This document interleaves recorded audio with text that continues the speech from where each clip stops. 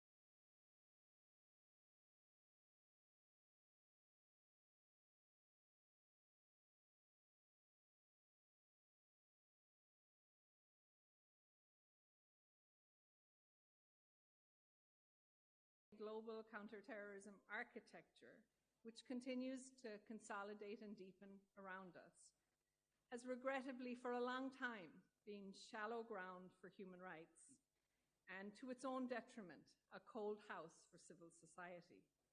And so, as to the answer why we're here, the reason might be explained in part by reference to my favorite, or one of my favorite myths, which is the myth of Sisyphus. Sisyphus, the king of Corinth, was doomed to push a rock up an eternal mountain, only to see it fall away every time he got to the top. And so for me, I see civil society and human rights actors as reflections of Sisyphus, pushing up rocks of claim on really, really big mountains. The big mountain is the counterterrorism mountain. And they've been doing that for 2 decades, struggling to be seen and to be heard. But here we are. And we're here because civil society has advocated unceasingly for the right to be listened to be part of the conversation, not just on our terms, UN insider terms, but on their own terms, to be active, engaged, and rightfully part of the counterterrorism conversation. And we're here because one government, the government of Spain, which deserves deep credit, not just for the words it has used to support civil society and human rights, but actually because this government has walked the walk of walking with civil society. And we see that in Spain's co-chairing of the Global Counterterrorism Strategy Review with the Sultanate of Oman, and their commitment to this event.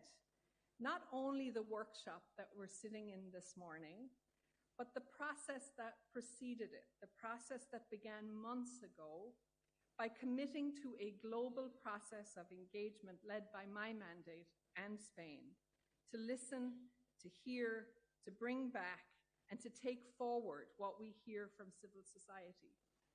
And so supported by Spain in the last couple of months, and I see so many faces that we've been talking to for the last couple of months and before that. We met with civil society and human rights actors from 43 countries, which is a lot to do, and also initiated surveys across the globe for and to support the mandate's forthcoming global study on the impact of counterterrorism on civil society. So as I reflect on the necessity of civil society to the work I do and my team does every day, I recognize, all of us recognize by being here, the indispensable requirement of having civil society present and vibrant to the policy and practice space of counterterrorism, as well as spaces of fragility, conflict, and violence.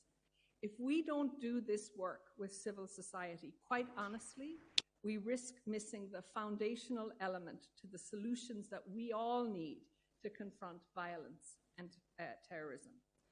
So with that opening, it's my very distinct pleasure to open the workshop today, and we're first going to have our welcome from the mayor, Mr. Francesco de la Torres Pardos, who's the mayor of Malaga, and whose generosity in opening up his city to us and to enable the conference that this workshop precedes is deeply appreciated. So, Mayor, I invite you to give opening remarks. Thank you.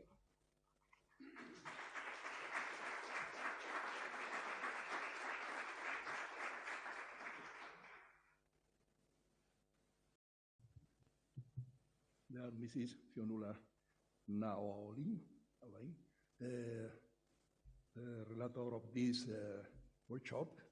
Thank you for your work, essential for the success of this workshop. Dear Mr. Vladimir Voronkov, as Secretario General Adjunto de Naciones Unidas y Director de la Oficina de la Lucha Antiterrorista, contra el Terrorismo. Es una gran satisfacción para mí. It is an enormous pleasure as the mayor of Malaga to warmly welcome you to Malaga and to open this meeting together with Agustín Santos, our ambassador. This is a meeting dedicated to you, to civil society. how can we improve your critical leadership in protecting and promoting human rights and fighting against terrorism? Just 1 year ago, we had a virtual meeting on how to build a better paradigm to prevent and to combat terrorism. So we focused on UN member states in terms of human rights, on strategically defining their crucial role in counterterrorism and exploring how civil society in particular can and must participate in this common fight against terrorism and extreme violence. The city of Malaga has worked in strengthening our efforts to prevent radicalization of violence through tools such as the Transversal Plan to Prevent Extreme Violence, and also through the Religious Pluralism Forum, which allows us to articulate diversity supported in the role of civil society.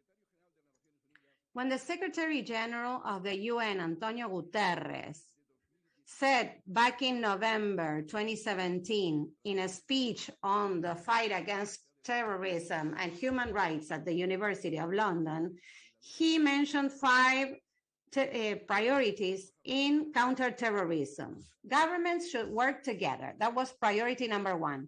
They need to focus on prevention, number 2. Defend human rights, number 3. Win the battle of ideas, number 4.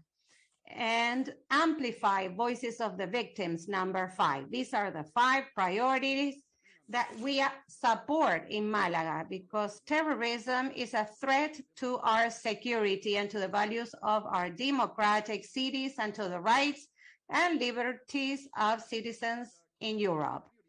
Counterterrorism is a critical priority for the European Union and its member states and the international partners. Prevention, protection, prosecution, reaction.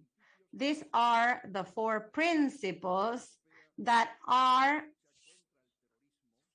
the columns in the fight against terrorism around the world, respecting human rights and facilitating a safer Europe where the citizens can live in freedom and in security.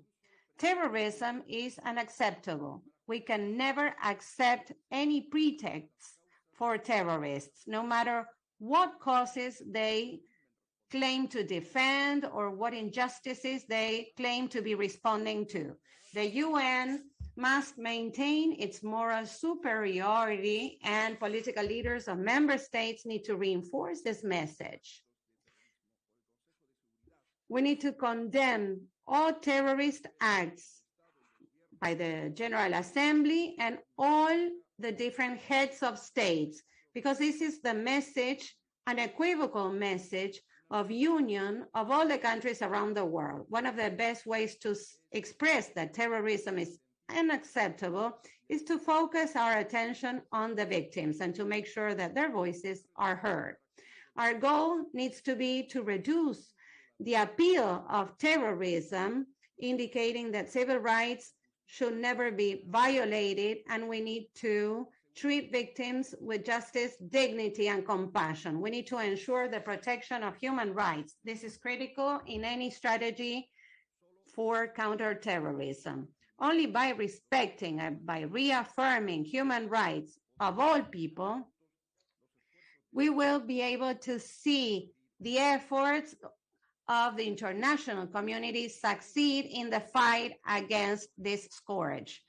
The members of the UN know that the goal of terrorism is to destroy human rights, basic liberties, and democracy, and they are a threat to territorial integrity and security of states because it destabilizes governments that are duly or legitimately elected. Terrorist acts are a violation to the right to life, to liberty, to security, to the right to live without being afraid. So the states have the obligation from a standpoint of human rights to adopt and implement effective measures to fight against terrorism. By fighting against terrorism at the international cooperation level, we never have to sacrifice our values or to take the same stance as terrorists. So all measures adopted to fight against terrorism must adjust to the obligations that we have adopted by virtue of international law, the right or refugees law, humanitarian law, and we need to frame counterterrorism as part of the rule of law to protect value standards at an international level, prohibiting terrorism. So we need to protect human rights, and if we don't, the terrorists would win. Let me conclude by thanking and by highlighting the crucial role of civil society, you, our dear friends, in preventing any violation to human rights by the different states in fighting against terrorism. I'm talking about cases of torture or ill treatment in detention centers, violation of legal safeguards, or lack of independence of the judiciary, or repression of any people claiming or denouncing. So we need you very much in this common effort. Thank you very much.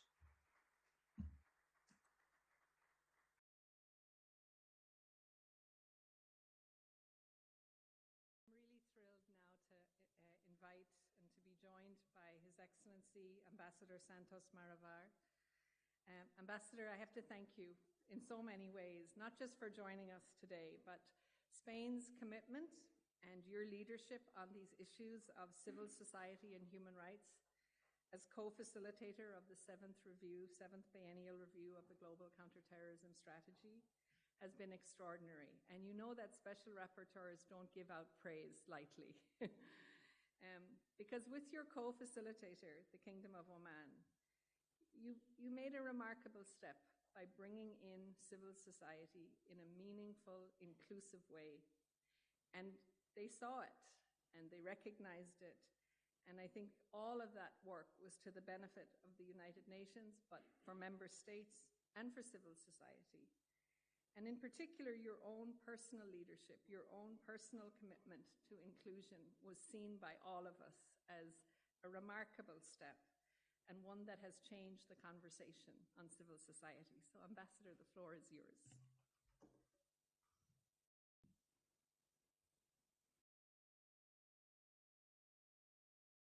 Thank you so much, Fienile, for those kind words. Muchísimas gracias por esas palabras cariñosas. Thank you so much for those kind words. Deputy Secretary General, Mayor, thank you so much to all of you for making this possible, for making it possible for us to have this meeting in Malaga. It's going to be a especially productive meeting, and it's going to be for a reason, a single reason. This is not just a gesture towards civil society, but rather we are convinced that civil society is the central column of our strategy of counterterrorism. For an easy to understand reason, the objective of any terrorist act is to violate the legitimacy of a state and to threaten its support, and which is based on civil society, and it is to look for the monopoly of violence and to try to look for a new legitimacy that is non-democratic and that restricts the actions of civil society. So the whole objective of counterterrorism must be focused and must begin and end with civil society. And this is what we try to convey. The ambassador of Oman, my friend, Mohammed Al-Hassan, and myself, we were co-facilitators of the 7th review of the strategy of counterterrorism of the UN, which is an exercise that is carried out every 2 years. Thanks to COVID, we had to postpone it for a year, so it was 3 years. And when the President of General Assembly entrusted us with this assignment, we were talking about a strategy that for 10 years had been based on response to 9/11 acts. So we wanted to review it. It had to be reviewed because that strategy had caused a series of problems and frictions. So we wanted to provide it with legitimacy again. And this is why we focused on civil society as a critical element in this strategy. We had tremendous support by her office at the UN. They had identified the negative aspects that we had inherited from the previous practice. Right. And thanks to the vision. Can I leave this somewhere? Where can I leave this? Can I give this to you? Thank you. Sorry, there's noise. The basic objective is to apply what has been approved at the General Assembly, because at the end of the day, it all depends on how actions are implemented. And this is where we're standing right now, halfway between the implementation of this strategy. There was a meeting last Thursday of the UN with the Coalition of Civil Society, which is called Civil Society for a New UN. It's a coalition of NGOs that is trying to multiply the role of civil society in the UN system. And now the vindication is that we want to replicate in the other departments of the UN what we did with the UNOCT. Who would have told us a year and a half ago when we started with this exercise that at the end of the day, this was going to be an example for the transversal activities of the UN system, the definition of its program for the future, and the conference for the future will be held in September 2023.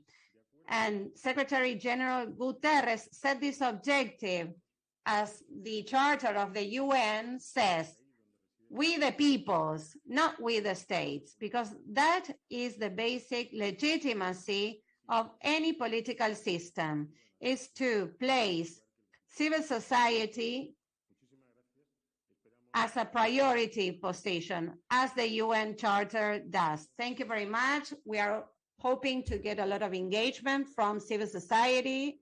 We will see how we can integrate all these comments as the conference develops, and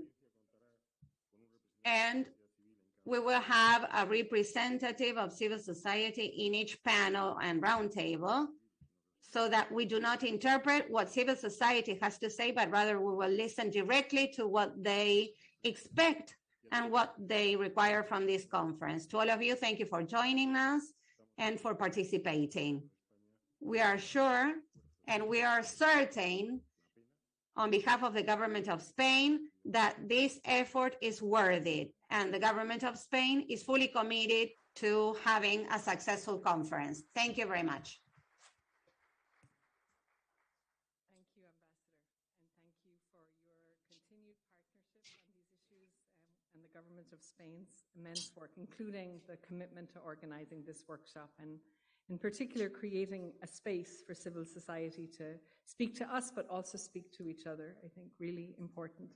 So now we're going to shift to the next part of our morning conversation, and I think we'll have the Ambassador and Mayor go down, and I'm going to invite Rami Shah and Miriam Safi to join us on the stage. So thank you, Ambassador. Thank you.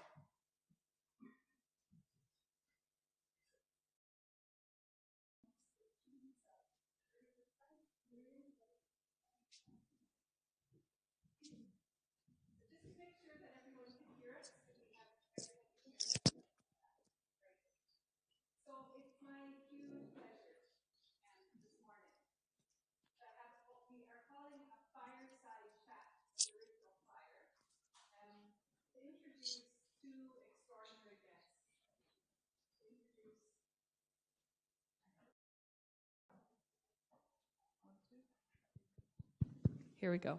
Great. Maybe we'll start again with strong voice. So it's my pleasure this morning to have what we're calling a fireside chat, but there's no fire, so we have to imagine a fire, with two extraordinary human rights actors, two individuals who are remarkable, Rami Shah and Miriam Safi, who have not only in their own personal lives done the most incredible work for human rights and civic space, but have also been undertaking this work in enormously challenging circumstances. And what both of them, I think, for me, illustrate is the kind of resolve, the creativity, and the insights that they both have that I think are ways for us to learn about how we can change the space that we're in. So Rami Shah is a human rights defender who has spent much of his life defending human rights movement. Miriam is the founding executive director of the Organization for Policy Research and Development Studies in Kabul. Miriam's organization has been dedicated to encouraging women's voices and perspectives as part and parcel of the conversation about Afghanistan and also about the ways in which we think of that responsibility for the international community. And so I'm going to start by asking you both maybe like a really simple question. It's maybe not so simple, but what ignited your passion for human rights? Was it your home, your parents, the geographies that you were born in? When did you both start thinking about the work you do in human rights terms? And so, Rami, I'm going to ask you, where did this passion for human rights start? Okay, I am an Egyptian Palestinian, and I was born in Lebanon, Beirut, to a political father and an activist mother. And I've lived through the civil war.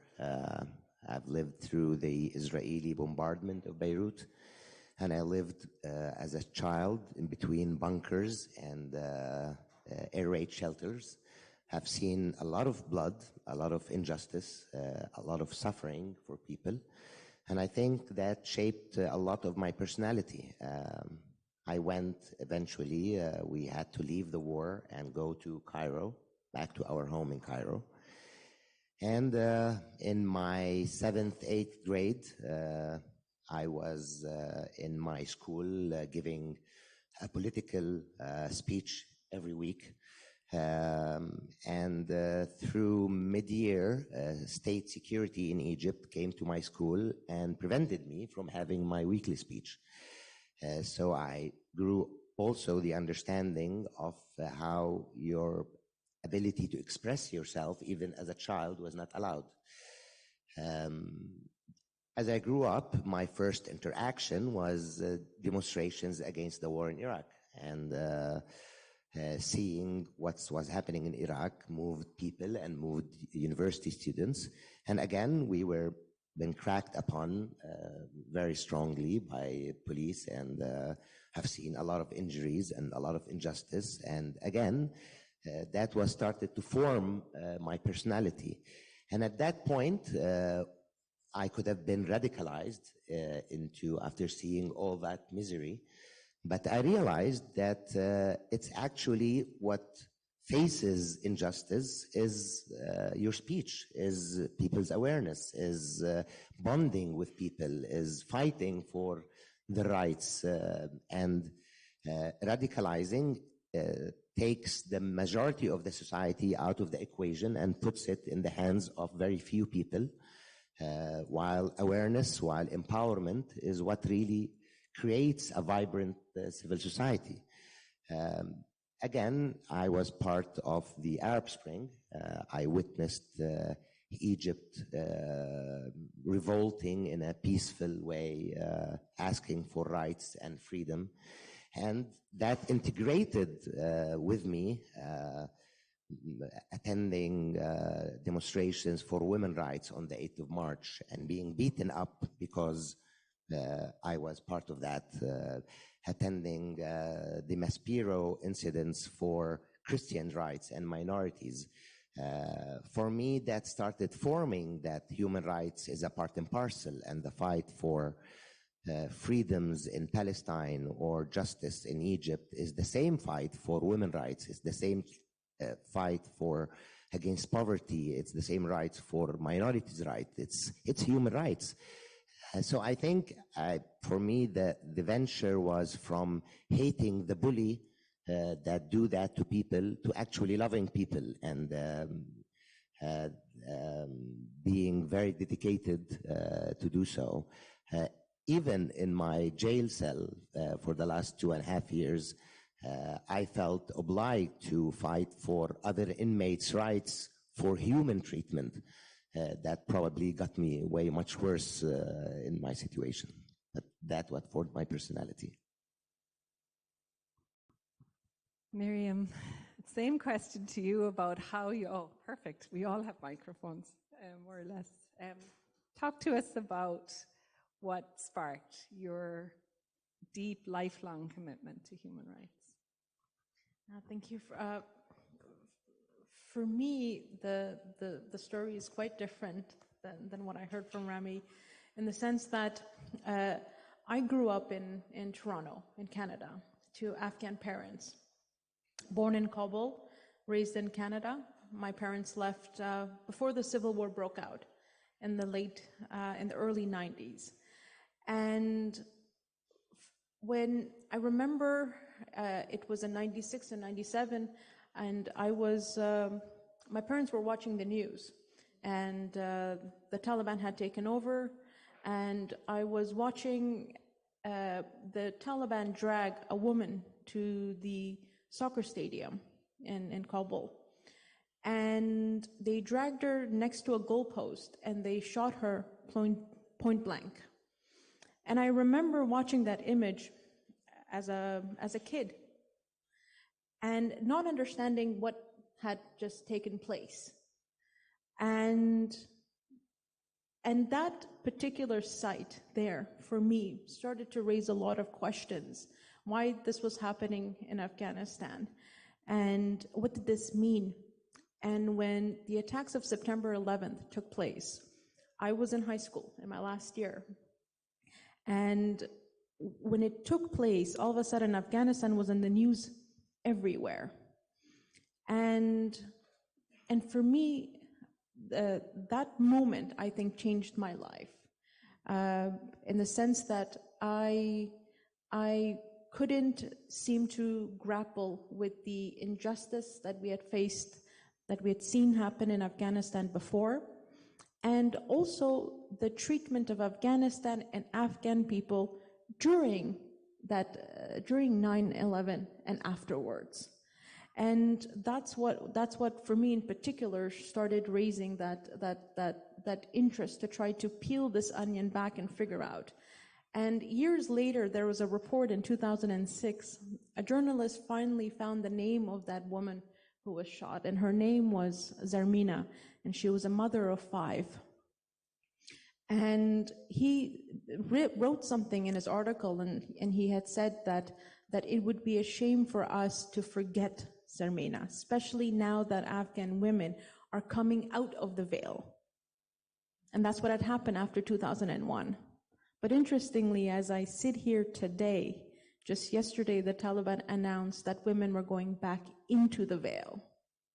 So it's kind of a surreal moment for me. But I come from a family that has protested for several years. My grandfather was a poet, and during the Soviet occupation, he used to write poetry, patriotic poetry, to keep motivated the mujahideen. And the persecution my family faced in Afghanistan were all stories, and I believe everything just culminated to a point where I always believe that when you see human rights abuses, if you don't say anything and you remain silent, then you're on the side of the oppressor, and that just couldn't sit with me. No, there's something really powerful about the silence benefits those who yield power. and yield it in ways that negate rights, so that it's this capacity to speak out, which of course is the theme of our workshop, how we speak out. Rami, I'm going to come back to you. I know you've been at the forefront of movements. You've been at the forefront of democracy movements in Egypt. You've been passionate about Palestinian rights for self-determination. And Miriam, you established this organization, DROPS, that it was so innovative in thinking about how women could be inserted into peace processes at the very grassroots level, bringing the voices from, in many ways, the bottom into these elite spaces. But you've both taken enormous personal and professional risks to do the work that you do, and at great cost to yourselves. Can you talk to us a little bit, maybe Rami, I'll go back to you, about the costs of doing the work that you've done? And I know these are very real and very close and very recent. Well, yes, for the last 25 years, I've been harassed by security service in Egypt. My traveling has always been a problem. Every time I'm traveling outside the country, I got to wait for hours in the airport before I'm allowed to travel or not. Every time I renew my passport, every time I do a documentation. But yes, finally, in the last few years, the price started getting higher, and that including my arbitrary detention in the last 2.5 years in an Egyptian cell with no charge, no real judicial application, and with the confiscation and freezing of my assets, as little as they are, and finally with my deportation and cancellation of my nationality, being thrown out of the country. Again, even in the last 3 months since I'm out of my jail cell, I've been speaking out and telling people about my experience and what I've seen and the injustice and the kind of people that I've seen in Egyptian jails under the disguise of being terrorists. I've been getting threats on myself and on the security of my daughter and my sister back home. So yeah, the price is on your life and your security, on your family, on your assets, and on your professional career and your ability to movement. And finally, even on my nationality. So after all those years, I'm a Palestinian with a very difficulty to go back to Palestine, and an Egyptian who is not allowed to go back to Egypt. And I will still insist to speak and not being silent. I will still insist to advocate for human rights and for justice. Miriam, your family has, and you personally, these professional costs, these personal costs. Can you talk to us a little bit about those for you, for your family? This question is very difficult for me to respond to. I was mentioning it just outside with Rami. We were having coffee, and I said that when you work when you work as a member of civil society in a country that is in conflict, very patriarchal, civil society very much dominated with that patriarchy. As women, you often do not allow yourself to think of the risks or to be vulnerable to them because you have a lot going against you to begin with. So I never thought about the risks. I assumed they were there, and of course there were very significant security risks, especially in these last few years as the peace process gained momentum and as we tried to work harder and harder in gathering civil society voices and making sure these civil society voices were able to get to the negotiating table and building a mechanism to do that as the only mechanism in the country. As part of those efforts, security was always a threat. Limited mobility, very difficult treatment at times by the Islamic Republic, crackdowns on civil society in the latter years by the Islamic Republic on registrations and documentations and all of that started emerging, wasn't there in the early periods. And by early periods, I'm talking about from 2001 till 2017, it was relatively an environment where civil society flourished. It was one of the greatest achievements of the post-2001 intervention. But in the latter years, everything started to shift. And with my family in particular, they were imprisoned in the past and they're persecuted. And those memories are still with us, of course.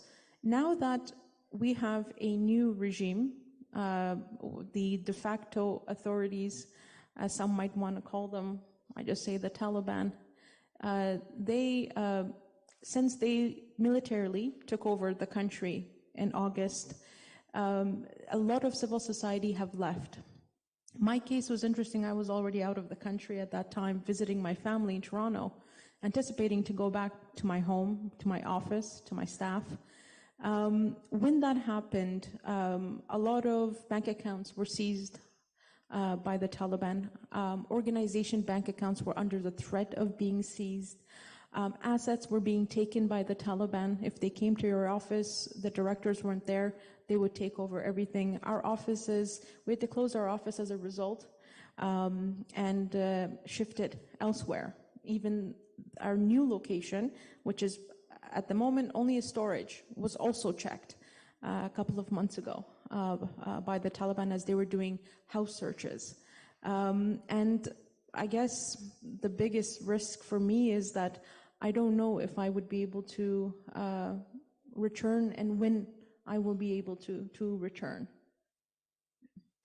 There's something, I think, for both of you, this exile, for many human rights defenders, the complexity of exile, and I think many of the human rights defenders we've spoken to in the last couple of weeks have talked about the extraordinary challenges they face in movement, in going places, in living a regular life. Rami, in particular for you, and I think this really dovetails with the conversation of the conference, you spent, as you said, 2.5 years in jail. You were placed on a national terrorism list. UN experts, including myself, found fundamental violations of your right to freedom of assembly, of expression, of fair trial, your right to participate in public affairs. And so in many ways, your case speaks to the enormous impact of counterterrorism on an individual human rights defender's life in the most extreme way, perhaps. And I think of you, Miriam, in the context of your organization's work. As you said, you couldn't go home. You were maybe lucky, but also the challenge of being lucky in these circumstances. But the practical challenge that your organization faces now, working in a context where you have a state where many of those in government are on UN designated terrorism lists. And so I think one of the things I want to ask you both from your personal experience is to talk to us about the legacy of the last 20 years of terrorism and counterterrorism, both in Afghanistan and in Egypt, but also what you see globally. And maybe, Miriam, I'll start with you to talk to us about, you talked about 9/11, the legacy, what you see, both for yourself personally, but also for your country.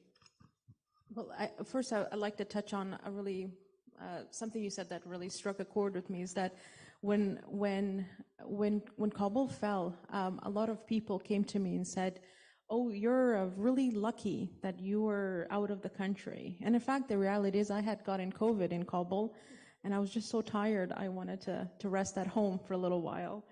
And I understood what they meant, but I didn't feel lucky by any means. Was I lucky that I was out when it happened or not? I don't feel lucky, but I don't know what to feel, to be very honest with you. All I know is I lost my home. And that comes from someone who's a diasporan. And, you know, with fleeing your home because of the first wave of conflict, being raised in another country, making that your home, returning back to your home, something Rami and I talked about earlier today, you're already fighting so many different identities and not belonging anywhere. And to have this again, the best way to say it is that I feel like I am displaced all over again. So it's a very strange feeling. But coming to your question in terms of counterterrorism measures in Afghanistan, I would say that from the perspective of a researcher and a peace-building practitioner, the failures far outweigh the successes in Afghanistan. I think that's pretty much very clear for all of us.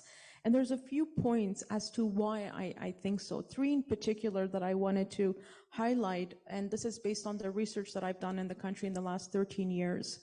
The first is the negative consequences when anti-terrorism, counterinsurgency, and state building get mixed. So in the context of Afghanistan, a country in conflict, you had counterinsurgency on the one hand, and you had state building taking place on the other hand, both simultaneously progressing. And I've come to this conclusion, though it still remains raw, and I think we have to unpack this. Can you do counterinsurgency and state building or peace building at the same time? Should one come before the other? From what I'm seeing in the context of Afghanistan, there should have been a degree of security and stability in Afghanistan before we did engage in peace building. Or, on the other hand, another argument many would make is that you needed stability while you were doing counterinsurgency to make sure that you had the pillars of state institutions to meet public needs while security was being brought. I'm not quite sure where to fall in between this, but I do believe that in Afghanistan, when the attention of the international community moved very fast from Afghanistan to Iraq, and there was a very light footprint approach in Afghanistan, that light footprint approach was not only with NATO, but it was also in the development aid that Afghanistan got. We lost some critical years in the beginning, because with peace building comes very ambitious commitments, very ambitious ideas. You're literally building a nation. And when you don't give it the resources that you need, whether it's in development or whether it's in the security realm, then what you get is what you're seeing now. Because by the time NATO increased its footprint, by the time the international community gave the funding, it was too late. The Taliban had turned into an insurgency, and in 1990 and in 2006, they came back into Afghanistan full force. Then it's been impossible since then to be able to reverse that. The second point is the lack of substantive indicators or clear strategies to measure success. As part of its state building efforts, NATO members established institutions and then trained and recruited Afghan men and women to fill those security positions. Now, while this led to the development of local institutions, capacities, its effectiveness overall was never measured. The only indicator important for countries reporting back effectiveness was numeric. How many people were recruited? How many women and men were trained? There was no clear focus on whether these institutions were actually ready to absorb the capacity that was being trained. Forget about even looking at who you're actually training. How to measure was never clear. NATO embarked on a security assistance mission, but ended up in a war without much discussion on war aims. The alliance ultimately confronted this problem, and by 2008 had achieved a single unified strategy, but it was way too late. It was way too late. They could never recover from the 8 years previous to that they lost. And the third component is the dilemma of implementing local ownership. Contestation between internationals and locals over the exercise of authority. When and with whom should local ownership be implemented? What mix of local and international ownership will prove sustainable? Is it ever okay when there is no viable choice other than to press on with externally led reforms, even in the absence of genuine local ownership? The local ownership discourse has yet to provide adequate answers to these questions, and the challenges of both understanding and operationalizing local ownership are particularly profound in conflict within societies. However, the experience in Afghanistan would show us that the concept of local ownership, similar to a unified military strategy, came too little and was quite a mixed bag. I think that it's quite important that, and we all know that local ownership is always treated rhetorically. It always has been. And local ownership in terms of how it uses civil society engagement even more. But interestingly, in Afghanistan, in the later periods after 2008, when the international community noticed that it was failing in Afghanistan, it started engaging with everybody. All of a sudden, you went from 2001, when engagement was with warlords and political elite. By 2008, you started engaging with the tribal elders, the religious scholars, women, civil society actors, everybody. And what this created was actually parallel in opposing institutions. So what you had propped up was both the traditional networks and the new institutions. So you had the tribal jirgas, the shoras, the traditional conflict dispute resolution mechanisms. So the state and the international community strengthened that. At the same time, it strengthened the justice sector. And so you had security institutions, you had an army, but then you had Afghan local police initiative where you were arming locals to protect their communities. And so these parallel institutions create what some might call sort of this hybrid state building, peace building model. And they kind of went head to head. And and this came out very, very prominently to me in an interview I was conducting with a judge in Mazar-e-Sharif in a district. And I was doing a project on assessing formal and informal justice sector, what people preferred. And I went to him and I asked him this question, and he looked at me very oddly and he said, I don't understand. And he referred to me as a diasporan. He said, you internationals. On the one hand, you support the strengthening of formal institutions as part of this transition to democracy, which we are all a part. At the other hand, you talk about strengthening the informal structure, the traditional structure. These create opposing forces. And so that's when we realize that when we're talking about local ownership, we also have to be cognizant of how, in whom, and what we're propping up, and at what time. So it was a real mixed bag. No, and at the heart of what we're talking about today is ownership of it local. There are so many local organizations joining our conversation today, and in the last couple of weeks, we've been talking to NGOs and civil society from across the globe. And this question of how you really listen to what people are saying, how you create space, but then how you adjust when it doesn't actually work, or you need to do something different, or more than that, you need to take what you hear, particularly for internationals. And I think this is really true for for listening to civil society in counterterrorism context, because often we're going to hear things we don't want to hear. We're going to hear that it's not working. And the question is, what do we do when faced with that? Rami, I come to you, and this question of legacy and what we've seen over the last 20 years of counterterrorism or Miriam's talked about counterinsurgency, but it overlaps significantly, I think, with the language of counterterrorism in Afghanistan. The same is relevant to your national context. And I wonder if you can reflect for us on what the legacy of the last 20 years has been, how issues like security, peace, democracy have been affected by the language and structure of counterterrorism? If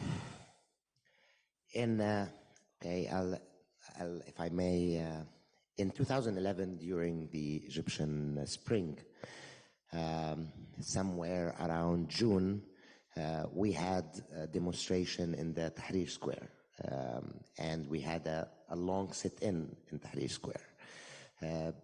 2 weeks later, that was mainly the civil movement in Egypt.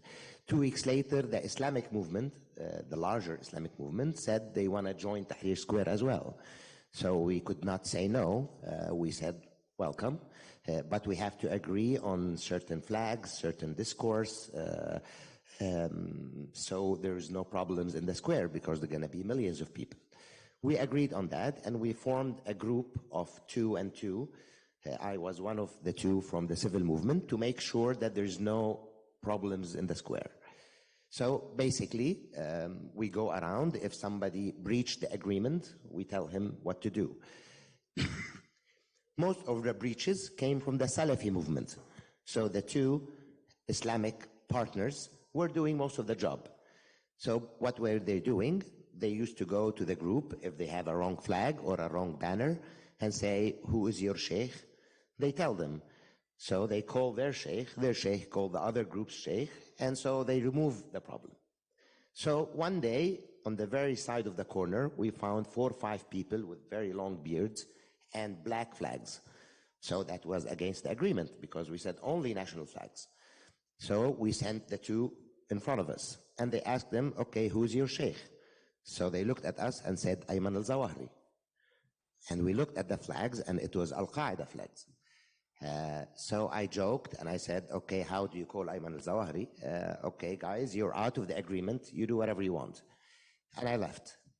The moral of the story, for me, that in the time where there is freedom of speech, where people can express themselves, where people are part of the dialogue, where people think that their opinion counts, even some of Al-Qaeda operatives threw their gun, came to Tahrir Square, put a tent, and called for a banner. And for me, that is the solution. For me, expression is the way to end terrorism.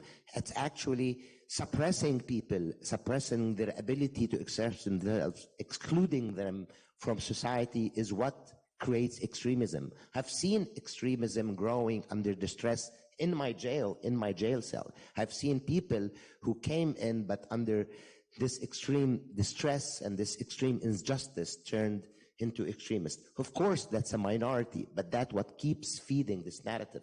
Unfortunately, I come from this Middle East that is infected by occupation and dictatorship, and that is the feed for terrorism. And counterterrorism measures basically fed this narrative, fed the narrative that the authorities is against the people. The authorities closes the public space. The authorities closes the civic space. The authorities alienates the reasonable elements and puts enough grounds for extremist elements to grow. This is the actual security risk. Today in Egypt, there is a very blurry situation. Who is the terrorist? Is it the operative that makes violence in the street, or actually the state forces that brutally suppress people in every way? We have no understanding. With tens of thousands of Egyptian prisoners under the banner of terrorism. Most of them are normal human beings, but a lot of them as well are activists and human rights defenders and opposition members and lawyers defending people's rights in every way. We have no more belief in the system. We have no more belief in who is a terrorist. We have no more belief when they say they arrested a terrorist, is that a terrorist or not, or that's a continuation of suppression. This line has to end. This complicity to accepting the narrative that those regimes, whether in dictatorship or in occupation, are actually fighting terrorism. And in reality, they feed that narrative, they feed that continuation, and they benefit from it. They benefit from it marketing in the West, marketing in the world, getting more funding, getting more establishment, getting more rights. while in reality, they need to keep this terrorism going on, and they need to be part of that counterterrorism as a way of survival and a way of keeping their authoritarian regimes. Yes, the legacy of the last 20 years, for me, I think 2011 actually led to the Arab Spring. The suppression that was based on counterterrorism led to the explosion in the Arab Spring. Unfortunately, the Arab Spring ended, but the explosion is still growing, and the feeding of that narrative is still growing, and the extremism under the premises of counterterrorism is still growing. We need to change this narrative, and changing this narrative is by growing civil society, is by growing human rights defenders, is by incorporating policies that adhere to the rule of law and to fair trial and to fair justice. This is the way for me to counter terrorism. This is the way to empower those segments of society that can change this narrative. Really struck. We will, of course, be talking in the next couple of days about definitions of terrorism, which is central to this conversation. But I'm also struck by the narrative about what can change. And at the center of this conversation today, but also I hope for the next few hours, is that we see civil society as part of the solution. That, as you've identified, Rami, how do we find fixes? Well, in a way, we only find fixes through the rule of law, not rule by law. That's a very different thing. Rule by law is not rule of law. And I think this is one of our challenges. So we're coming to the end. I did want to close by asking you both. So you've both endured. You've survived, both of you, really difficult personal, professional challenges. And yet you haven't retired. You persist. You continue to champion human rights, both of you. And I'm wondering, just to close us out, if you could talk about what guides you. We have many civil society actors here. We have governments. We have UN entities and UN leadership at the highest level. And I wanted you to tell us, what can we do better? How can we support and enable civil society? What guidance can you give us both as we close out? And I'll start with Rami and finish with Miriam. So where do we go now? What do we do better? I think this is a beginning forum. I think putting governments and NGOs and human rights defenders together is one starting bridge. Understanding the need for civil society is another important bridge. Unfortunately, governments in their fight against terrorism or against, because I personally don't like the use of the word terrorism because it's not identified in my mind. It's very blurry. Who is actually terrorizing me? Personally, I've been terrorized by the state, not by operatives in the street. Nevertheless, I acknowledge the existence of terrorism. We have to change this narrative. We have to redefine what it is. We should not allow governments to end this relation between the two. For me, yes, the UN have a very important role. The UN started the charter with "we are the people." It is not "we are the government." Unfortunately, UN has been accepting for the need for funding to be a club for governments, while the UN should be a club for the people. The UN should create a new narrative between governments and NGOs and civil society in creating a new narrative to face not only counterterrorism, but also other problems of injustice in the world.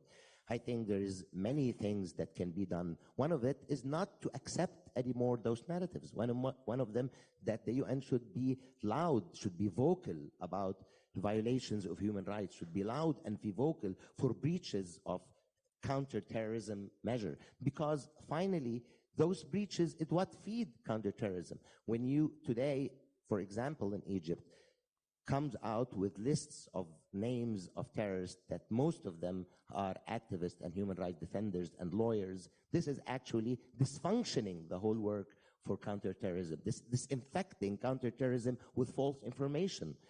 We need to create a new narrative, and the UN has a very important role in pushing the baseline that we've been living on for the last 20 years into a new idea of relation with the civil society. We need protection for the people, protection for the NGOs, and protection for human rights defenders, because that's what gives you information about what's going on the ground, but also creates a new narrative on the street that balances the situation.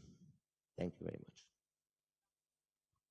I really hope that that idea that we start anew, and I think when the government of Spain and I conceived this idea, this was what we hoped, that we could start a way to think about this problem differently, that we see civil society as our partners, equal partners, not invited in occasionally and then asked to leave, but actually at the center, because this is where the solutions to the very, very hard problems lie. You may. Sorry. You're already, I have to tell you all, you're already taking a major risk.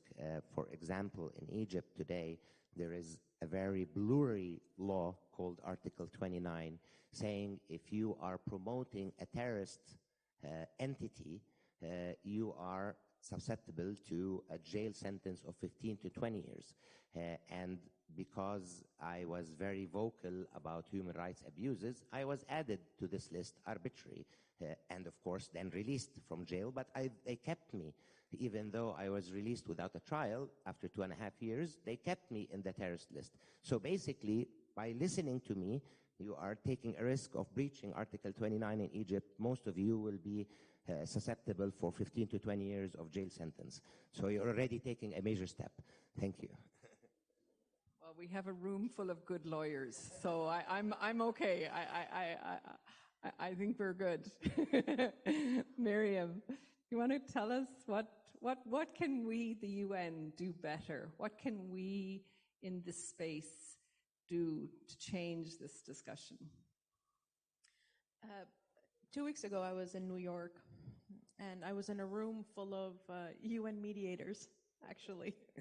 It was a wonderful experience, and I was talking to a senior mediator, and he asked me about what happened in Afghanistan and how I was coping, and I told him that you know, we're getting back on our feet. It took some time, of course. We're getting back on our feet, and we're going to continue our work. And he recalled a quote by Bishop Desmond Tutu, and it stuck with me. And he said that hope is being able to see that there is light despite all of the darkness. And I said, yes, of course. And in Afghanistan right now, there is a lot of darkness. There is a lot of darkness, particularly with women, youth, vulnerable groups, minority ethnic groups. As you all know, women and girls have not yet been allowed access to education. They are not allowed to work. And now with these new rules, they're not allowed to leave their home. Many of your countries were a part of those efforts to make sure this didn't happen. Spain was a part of the PRTs in Afghanistan, and Bordis, and HAYLI.AM, I believe. And the investment and the resources that were put there, all for what? How could all of it crumble so fast? You have to unpack this. I don't have a response to give. There's not one. There's numerous factors. But even if we put it all together, how did the NATO alliance, the US strategy, and the billions of dollars coming into a small country, Afghanistan, fail? I mean, if you don't unpack this, and we don't draw out lessons learned, and we go to another context and do the same thing again, the UN does peace building and others do military, you're going to face the same results. And I think one of the key reasons, the key lessons learned from Afghanistan, if there is one takeaway, is that please implement local ownership. If if the population of a country doesn't see its reflection in the strategies that you are bringing, that are being adopted or being co-opted, though it shouldn't be, but I think we're far from advocating for that not to happen, one thing at a time. So I would say that it will never last. It will ultimately falter. You have to allow locals to shape these designs, allow them to shape how they are implemented and be part and parcel of it. One of the biggest mistakes of counterinsurgency efforts in Afghanistan, the biggest was the lack of women, the lack of the WPS 1325 agenda. It was nowhere in sight. Even within the PRTs, it was nowhere in sight. No development, really. The development was there, but it was like this. It was maintained only in capital cities of provinces because the security was so bad, no one could go beyond these centers. The civilian casualties were so high, so you bombard a village and then you go the next day to build a well.